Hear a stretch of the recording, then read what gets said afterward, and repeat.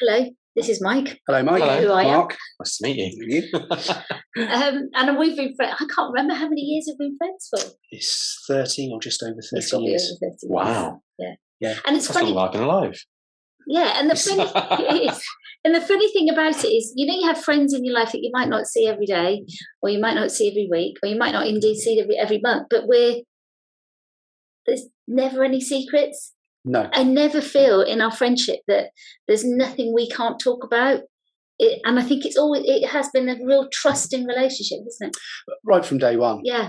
Open relationship. And so, as Ange says, not see each other all the time, but it's that set of friends that if you need someone, they're the ones you call. Yeah. Yeah, which is amazing. And it's like good news and bad news. We'll share with each other immediately. Do you know what I mean? It's one of those people, I need to let Angie and Dave know. I need to let Mark and Debbie know. And it is very much like that. Mm.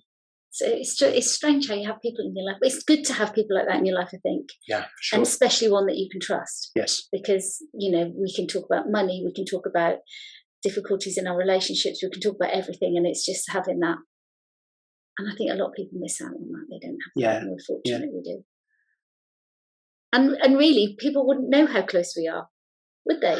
No, they don't know how long we've known each other and the background and history or any of that. And we went to Elton John with your wife, joyfully, and sadly you couldn't come because you were a sicko at the time. COVID. Oh no! No, such a shame. But I think round the table people were chatting, and it was like, and Dave and I just sit there and don't say a lot, and people go, "Well, how do you know Mark and Debbie?" And we've just known each other for a long time. Well, how long? Well, it's got to be over 30 years. Really? Wow, didn't know that. And it was like, it's revelation. you would have been the people there that we would have known the longest. Yeah. Quite comfortably. Yeah. Yeah. But I think what's funny is seeing your children grow up. Like you've seen our children grow up, and we've seen your children grow up.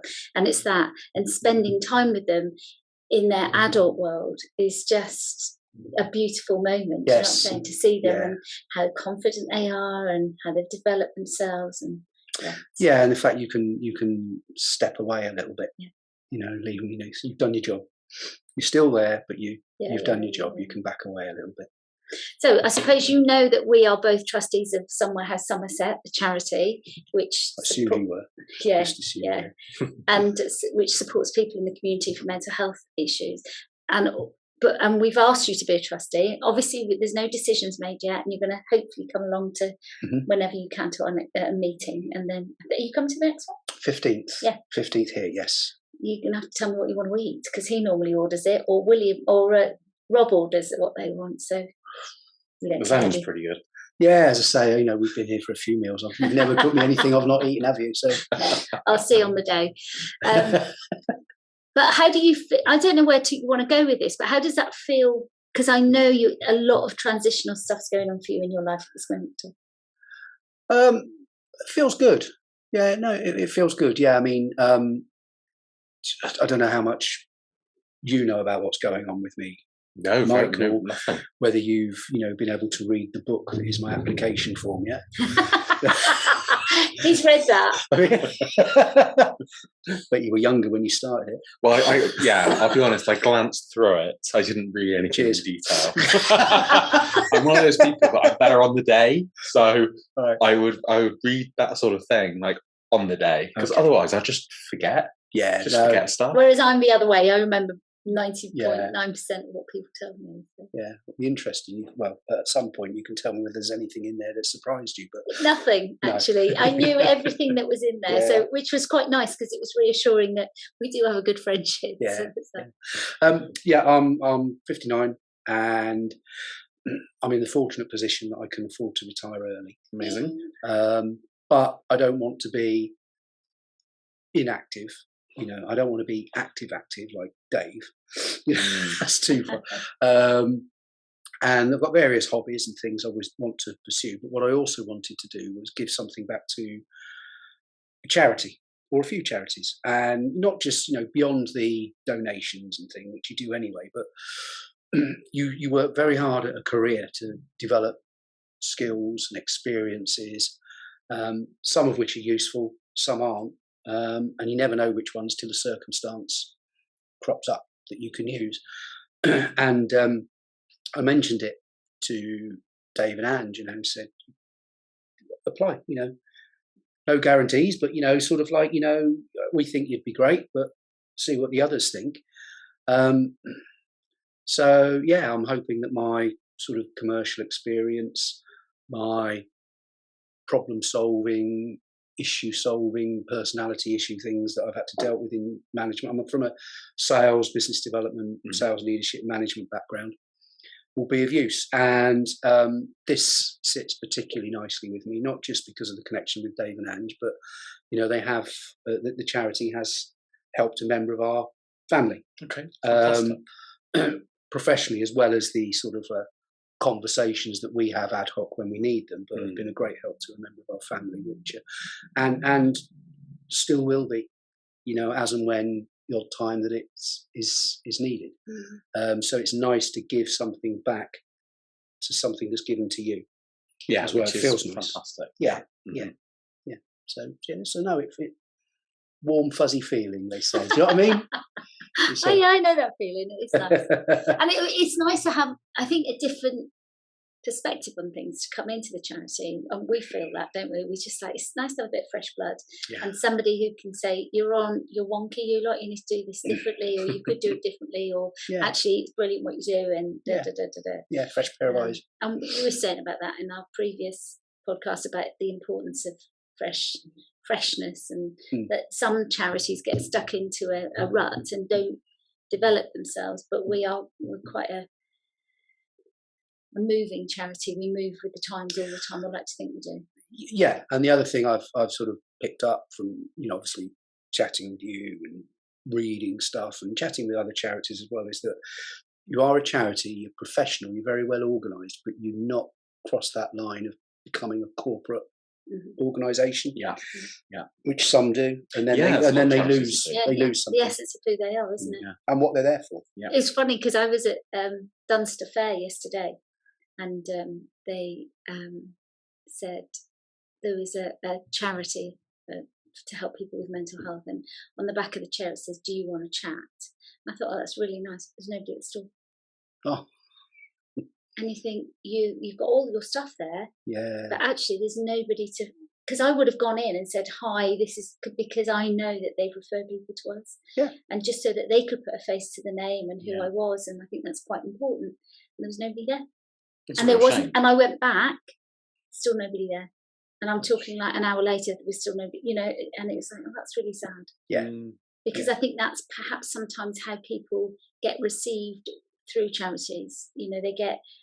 They talk a fantastic talk, but don't necessarily do the work. And that can sometimes be a problem.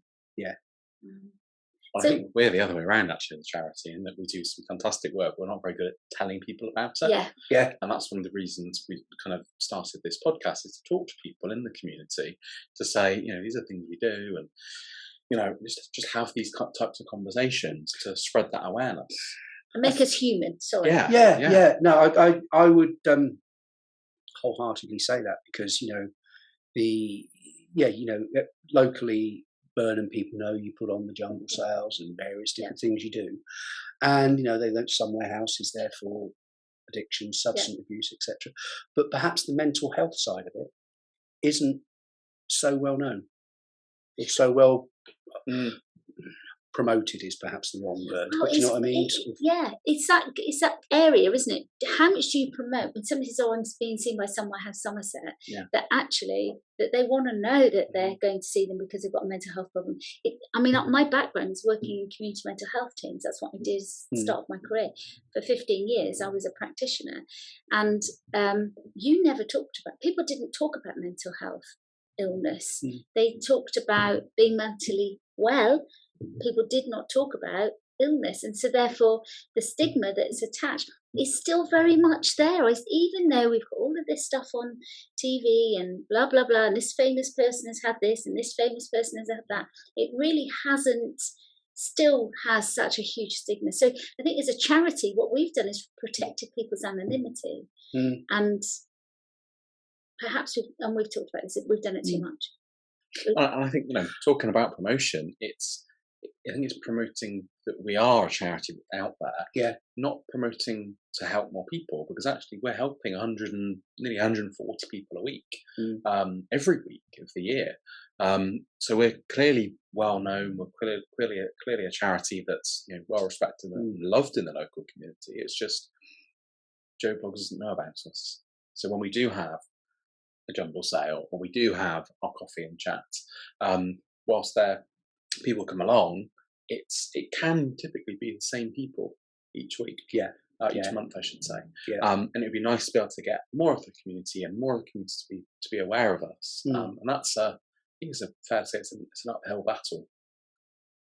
I think also financially it would help as well, because people, we have a certain amount in the bank, and we manage our money incredibly well. And we like, I like to know that money's there, because we know that if that money doesn't come in, we won't function as a charity. So there's all that 125 or 140 or whatever amount people are seeing won't have that support, because we pay all of our counsellors, and it's not a high hourly rate, but we do give them, they're self-employed counsellors. They actually work for themselves, but they're not going to do it for free. No. Everyone's got to live. They've got to pay a mortgage and feed their kids. Are you challenged at the moment, or getting people to come back out again since the pandemic? We do. Some people like the Zoom and the thing. That's still going, and I think that's worked out quite well, really, because I think it gives people choice. They've got the telephone, they've got Zoom, they've got Teams. I meant more your social events. People are coming out. Coffee, jumble sales, and all those things. People are coming out. Look, I know the one most recent one we had in Burnham-on-Sea. I think it was the most. It was the best attended one for a long time. But it was also one of the first ones back. And I think that shows people really got the other way. They're keen. That's good.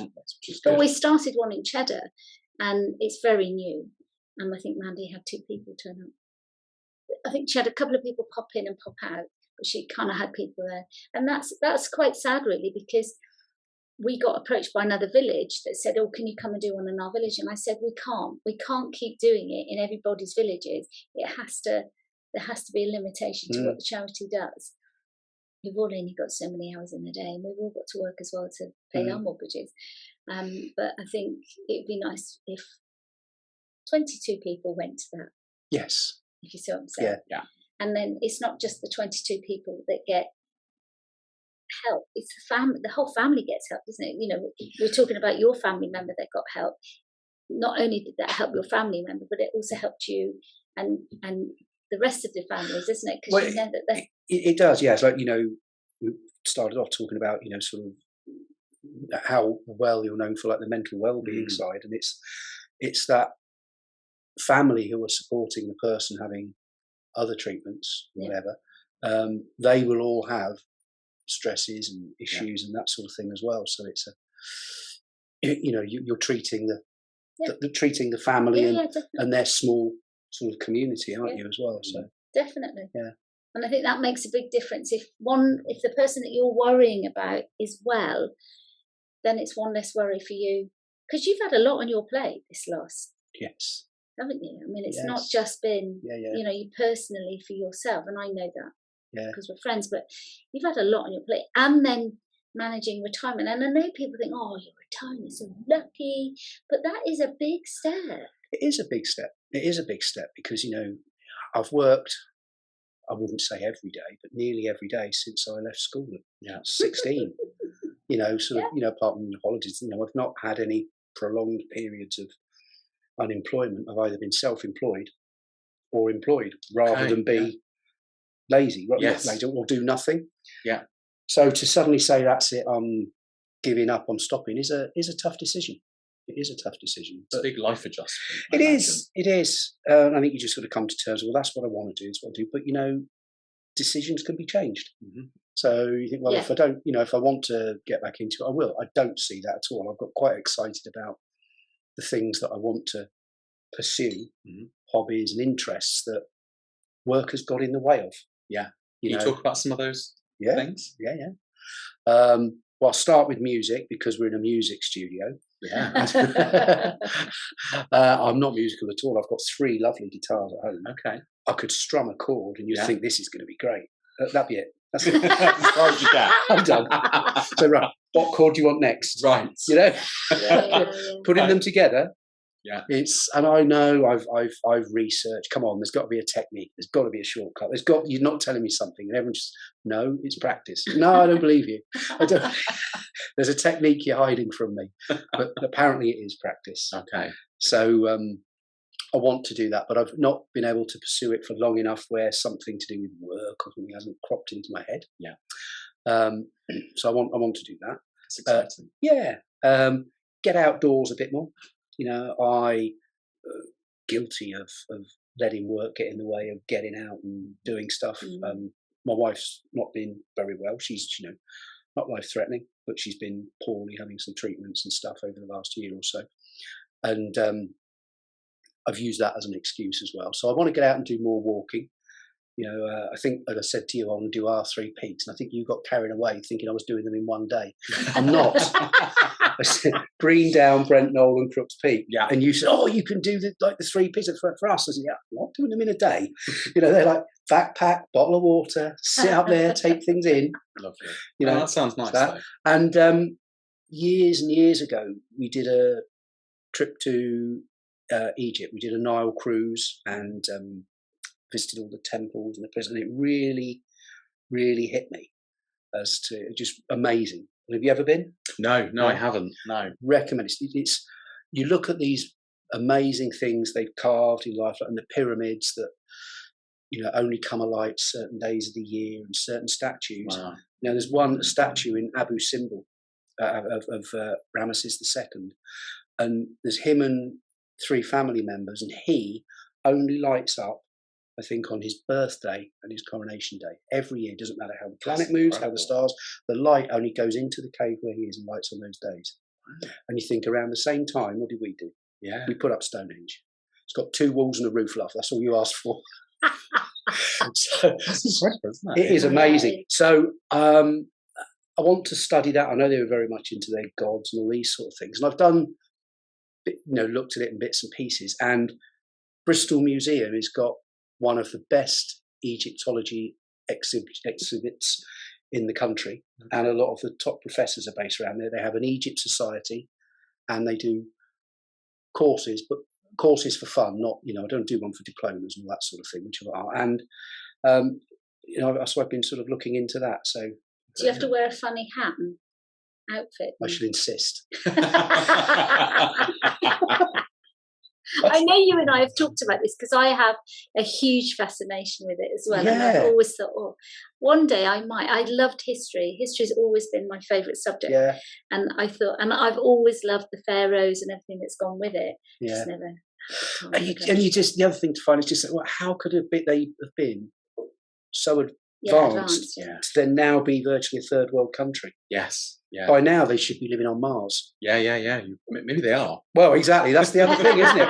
That's the other thing. Maybe what they thought were gods are living on Mars or whatever. So yeah, I don't know. And then the other thing is quite simple. Is swimming. Okay. I'm a qualified scuba diving instructor. Amazing. Yeah. But a rubbish swimmer. Right. Okay. So, how does that work? Well, because exactly, it's worrying, isn't it? When you're scuba diving, you've got a jacket on with air, and you've got weights, and you're under the water, and you adjust it all, and it's sort of, you get it right. You're weightless like a spaceman, right? And you use it, and on the surface, you put air in your jacket, and you're floating and bobbing around. That's great. But without any of that on, I'm floundering. I can swim maybe a length, but it was a width last week. Yeah, I'm bigging me up. Progressing. Yeah. So I just want to do some swimming lessons, and again, adult swimming lessons were always on a weekday during the day when I'm working, of course. So Burnham Pool. So they're starting again in September. So fantastic. You're looking forward to that. Yeah. So I've got quite a. People said you won't fit work in that, and sort of some trustee work. Keep the brain active. Then and then who else? Who knows what else will come along? But in life, it's very strange, isn't it? How we put things on hold, and yet we don't know how much time we've got. Yes. We went away last night, and sadly, somebody came into the hotel we were staying at, and she said my husband passed away on Saturday night. and she just woke up on Sunday morning and he was peacefully passed away.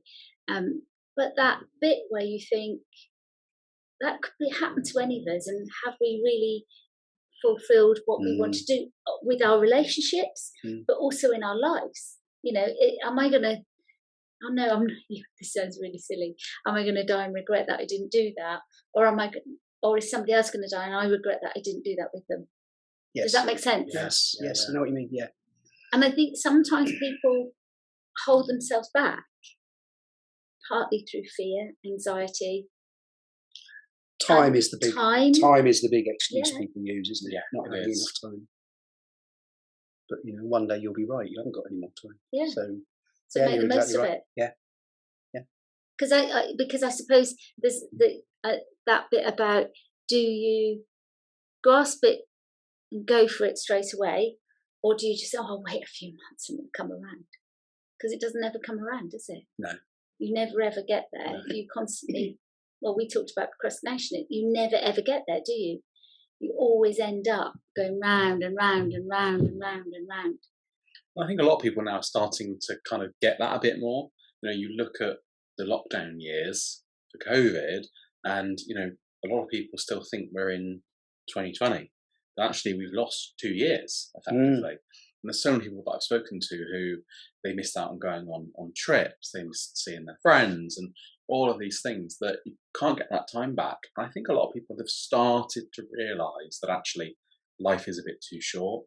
And I think that's why people are wanting to do more things now.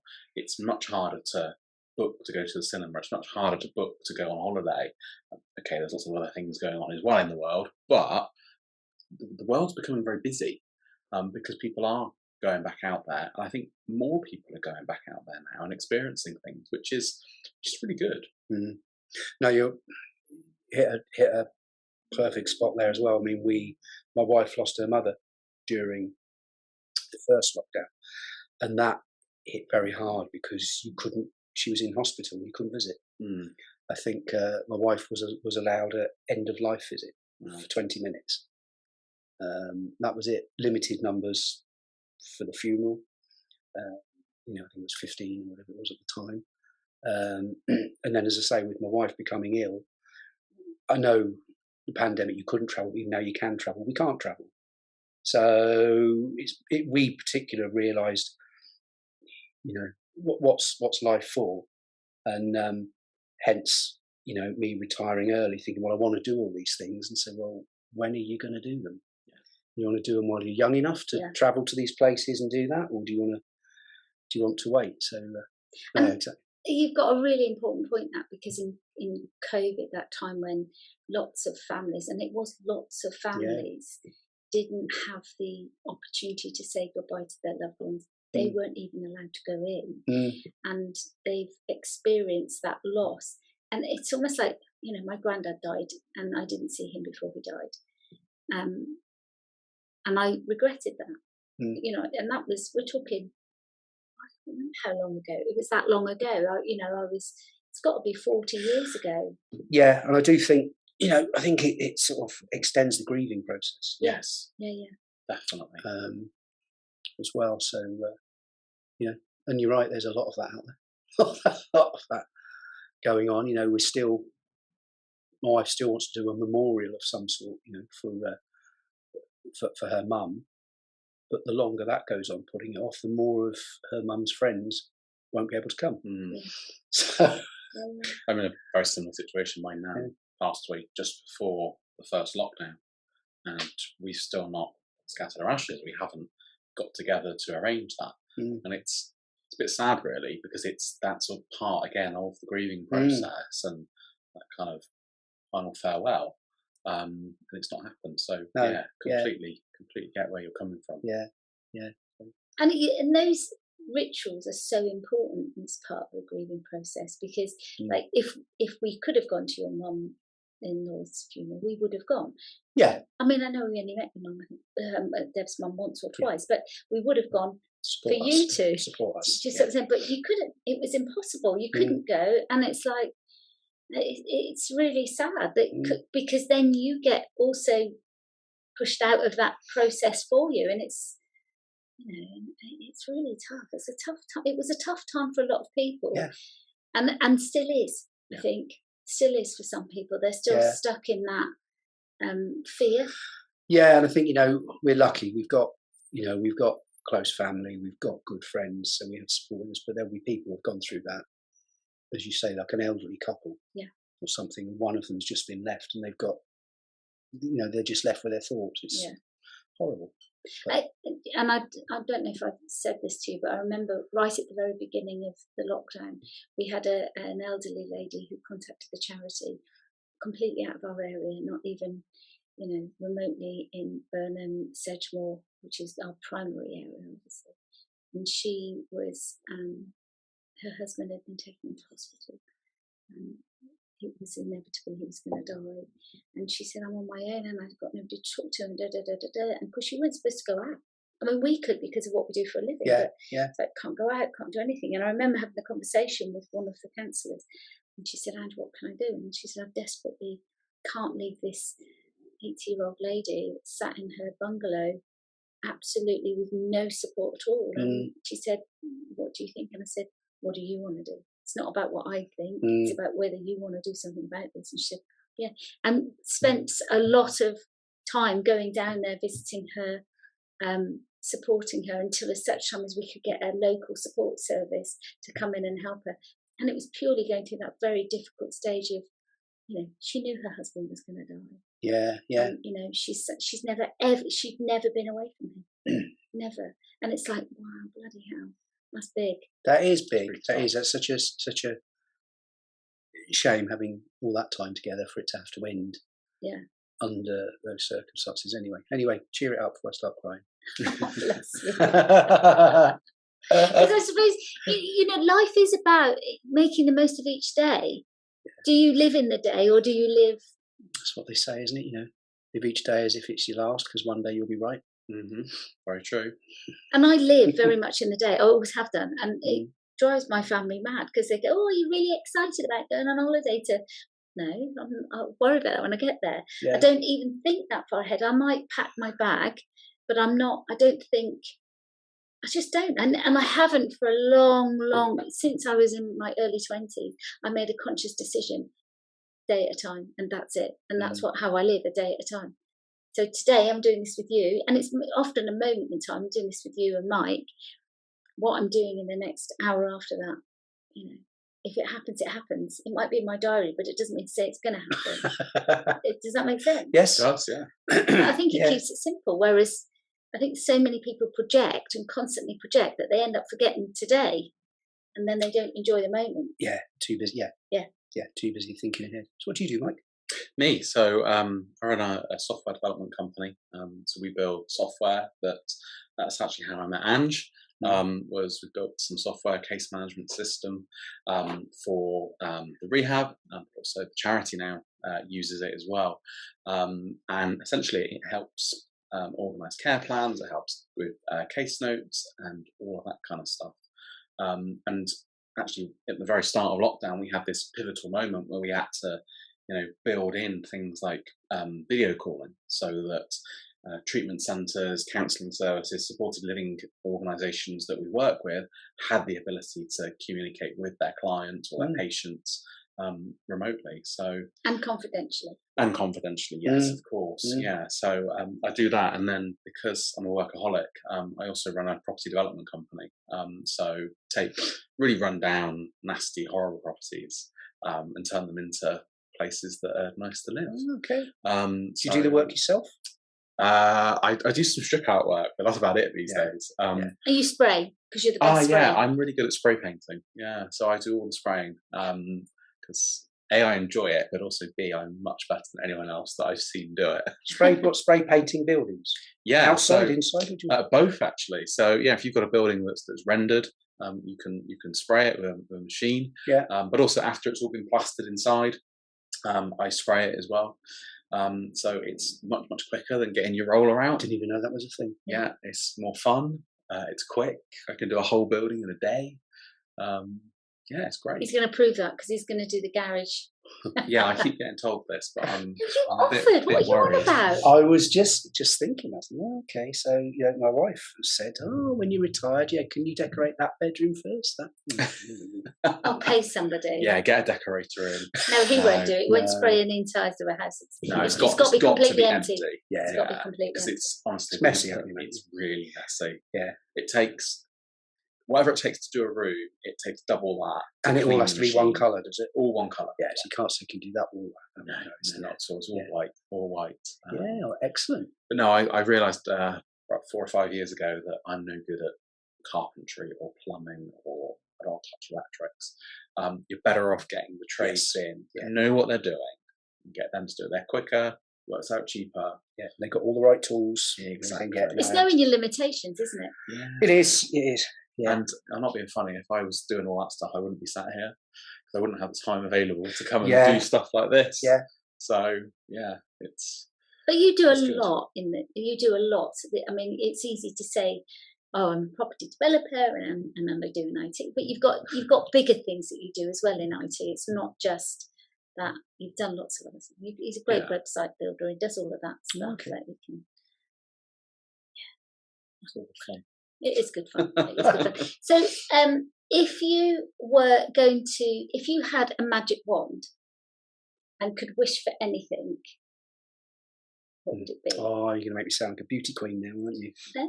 I'm going to go for the world peace and all that sort of stuff. No, not at all. It's got to be meaningful. It's realistic. Unrealistic, yeah.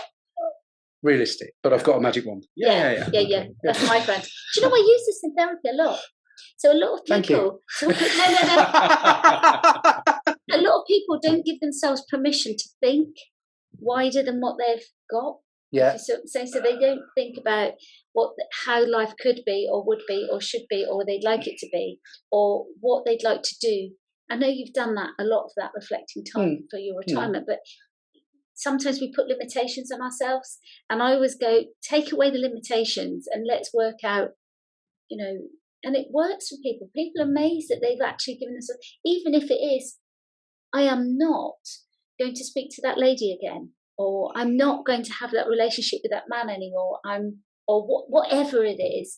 I'm going to, I don't know, eat 20 chocolates every day, so whatever. Yeah. Because I know one goal of yours was when you did that race. How far was it? Half marathon. You did a half 13 miles. It's 2006. Okay, it's not that long ago. Who was it? Yeah, and I didn't run at all beforehand. It was, but when I agree to something, I don't like to back down. So the Exeter half marathon. It was it was, no hills, wasn't it? Ha. Yeah, we used to live at Rooksbridge, so out in Markham, and it's perfectly flat. Yeah. And our friends from Exeter said, because I was training there, said, it's the course in Exeter is perfectly flat, you'll be fine, no hills. So I did all my training on the flat, and then Exeter is really hilly. And it was 2 circuits of a hilly circuit. And literally, I hadn't worked my muscles that way. Yeah. So it was a killer. How long did it take you to recover from that? The recovery actually was pretty good when I finished. Good. I mean, the next day I wasn't too bad. I mean, obviously the adrenaline straight afterwards I was fine, and the next day I was moving. I was fine, but I did have a few cuss words. I can imagine. And you haven't run since? I not any distance like that. I did run a bit, but it was more treadmills in gyms and that, because when I was an active scuba diver instructor, you have to pass a medical every year, because you could take down a group of 4 people, and if something goes wrong, you've got to be fit enough and well enough to bring them up and deal with it on the surface of the water and all that. So it's the same medical as if you were a commercial diver diving on rigs, so you've got to be reasonably fit. So, but I moved to treadmills because being older, and that the running on the road was just the impact on your knees and ankles. But I haven't done that. I haven't done that for a while, because again, I'm not a fast runner. I was a slow jogger. But again, the doctor said, well, the speed you're going, you'd be better off just brisk walking. Okay. So, which is what I sort of do now. But not done that. But so go back to your question about the magic wand. If we take out world peace and disease and all the things that everyone would love to do, but is unrealistic, and something personal to me that I could do that's achievable, is, I would say, along those lines, get myself fit and healthy. I have some underlying health issues, nothing life-threatening, but it would help me to be a bit healthier. Yeah. So we all identify so. Change the subject. So it's good, because in a year's time we can do another one of these. Yeah. And we can say, well, what was your goal? Well, that was what I planned to do. And as I say, earlier when you asked what I want to do when I retire, it's swimming and walking. So I've already put activities in place. Yeah. To do it. And when I did that before, when I was training to do the half marathon, I didn't focus on diet, what I was eating and what have you, but the fact I was exercising to get fit, mentally I made the right choices without having to make a decision and put myself in that, well, I really want that, but I can't have X amount of diet. By getting myself fitter and healthier and moving up a notch on the belt, on the trousers, that sort of thing, I just made better choices with what I was eating. What would you tell your younger self? I don't know. I would probably say, just do it.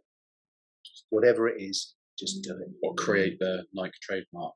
Yeah, that would be great. But whatever, the things like,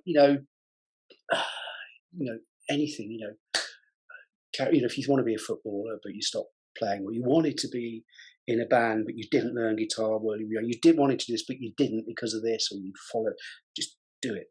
Yeah. Follow your heart. Do what you want to do. So did you feel that the career that you kind of followed, and I know you've done lots of things because obviously we're friends, so but did you think about, this is what I'm going to do when I grow up? No, I desperately wanted to be a policeman. Desperately wanted to be a policeman, and I applied to become a police cadet for Avon and Somerset, and I had medical. That was fine. I had the interview. That was all good. But at the time they had the height restrictions. You had to be 5'8", and I'm 5'7", and there was two of us that got to that stage, and the other guy was 5'10". That's one of your friends, Dave Clark, because he was the same. There you go. So I did that. They offered me. They said we can get you straight into the Met if you want to do that. Yeah. But at 16, I didn't want to leave home and go and do that in London. So careers advice was get a trade. I did look at going into the military, because again, you go into the military when you come out and go straight in. But at 16, my mum wouldn't sign any papers. There's no way she was having that. So it was get a trade. So I was offered an apprenticeship with the gas board and the electric board. I took the one with the gas board. I have no idea why. Probably a bit more money, with the view that when I got to 18, I said, if you've grown, we'll take you straight in. And I didn't grow. That was the height I was, and I'd gone off the idea by then. Yeah, of course.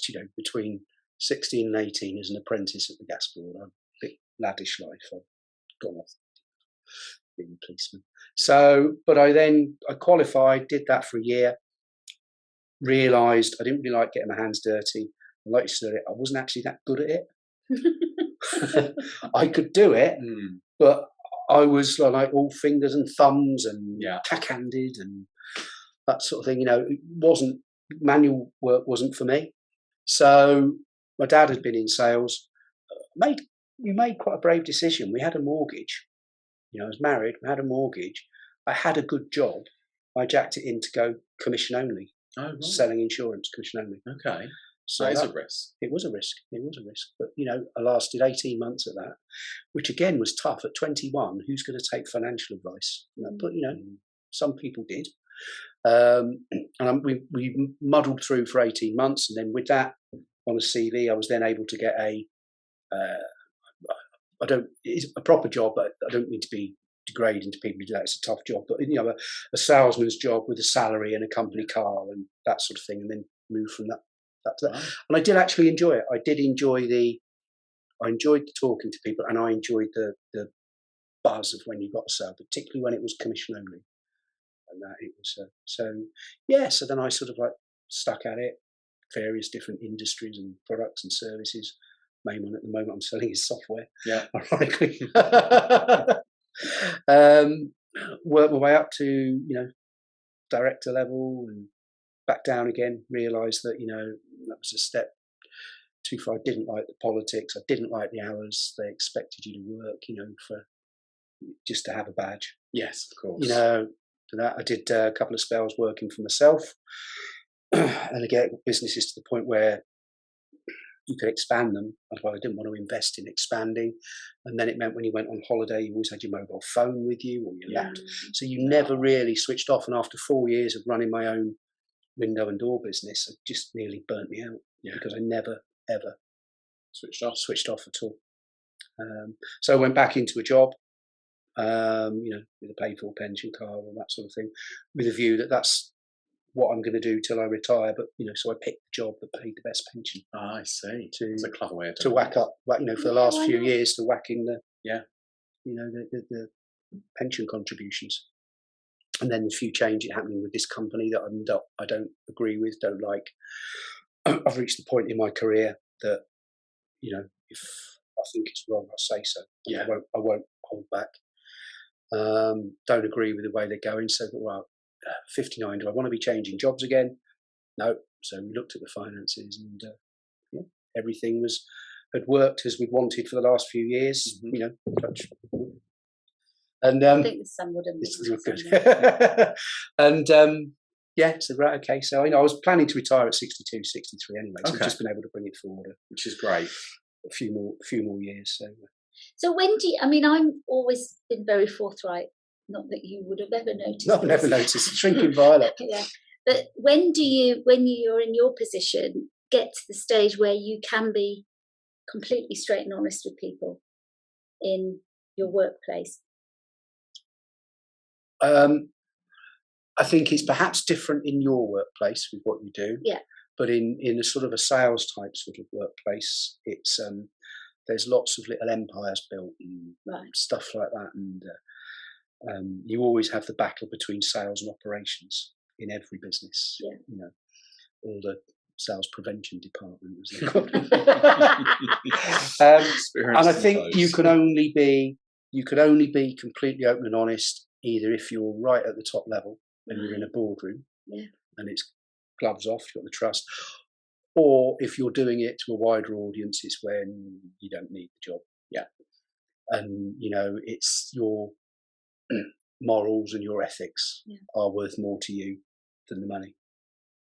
Yeah, because it's really tough, that, isn't it? It must be really tough. I mean, I've only ever really worked for myself in the last 35 years. I have done some work indirectly, like I went to the NHS for 15 years, but I still had the choice whether I was going to be there or not. And so therefore I made that decision that I could say, I can't morally work outside of my morals, if that sounds right. Yeah. But that must be really hard. I find that really, really hard. It is hard. With selling, it's hard because you are asking people to part with money. Yeah. Whether it be, a couple, 30 grand on a conservatory or something, or whether it's a business committing to use your service. Yeah. And you're wanting them to sign a 3-5 year contract or whatever. Yeah. You have to really, if you're a decent person, you have to really believe that it is right for them and it's going to benefit their business. Yeah. Because their business supports a lot of livelihoods. And just to sign somebody up because you've done a really good, really clever sales pitch, and every corner they've turned, you've got them. They've fallen into every sales trap that you've laid out in front of them. Yeah. To then say, sign here, knowing that this isn't going to give them what they want. What's wrong is morals and integrity. I can't do that. Can't do that. And I think it's refreshing to hear that, because there are people out there that do that. Oh, there are salespeople that do that, and there are sales jobs that expect you to do that. Which is very wrong. Yeah. Well, I get them on the phone. I mean, my home number is ex-directory, and it always has been. And then you get some salesperson call you at home and go, no. And you're breaching GDPR. You shouldn't be calling me at home. Wherever you've got my number from, please destroy it. And they get really and I can see it's their job. That's what they've been employed to do. But actually, no, you don't just cold call people at home. It's not right to do that. No. And I just think that's where some, like people who, elderly people or somebody who's not very well, would get caught up. Because sometimes it's just having somebody to talk to, isn't it? Yeah. It is. Yeah, no, a lot of people get caught out. Yeah. Caught out. That But it's, lonely kind of patch in your life, and I suppose that's where people that get fraud and stuff like that get caught up with that as well. Yeah. You see, old ladies, sometimes pass away, and then when they go in their bungalow, she's got like boxes and boxes of stuff that they bought from someone who's phoned up and what have you, and all the savings is gone. Yeah. But takes all sorts to make the world go round, doesn't it? Good and bad. Definitely. Right, do you want to do your in a year's time where you're going to be? Well, I think Mark sort of answered that really. So it's the health and fitness. He's going to be slim, 5'10". Oh, wow. That would be good. Is there anything else that you're thinking you'd like to aim for 12 months' time that we can do a review of? Let me drag you back. Yeah. In 12 months' time, I would like my wife to be free of all her treatments, and I would like to have done some more travelling and some more diving. So tell you some of the things I've seen, and be a bit more knowledgeable about the Egyptology. Okay. So that sounds really good. Yeah. See you in a year, if not before. Yeah. I'll probably see you before. Well, we'll see you before, but on the podcast. Yeah. Amazing. Thank you so much, Mark. No, pleasure. Thank you both. Really appreciate it.